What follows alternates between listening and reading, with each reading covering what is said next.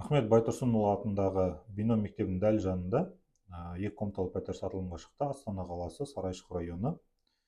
Квартираның жалпы шаршы метрі 55, 5-ші этажда орналасқан. Үй комфорт класс ретінде тіркелген. Жанында ЛРТ, Нұрлы жол, Жібек жолы сауда үйі орналасқан.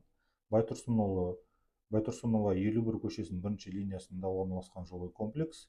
Алаңы жабық, үйдің астында паркинг, асты коммерция, офис, магазин бәрі ашылған. Мебель техника бойынша квартирада почти бәрі қалады, тек қана телевизор мен су фильтрін алып кетеді.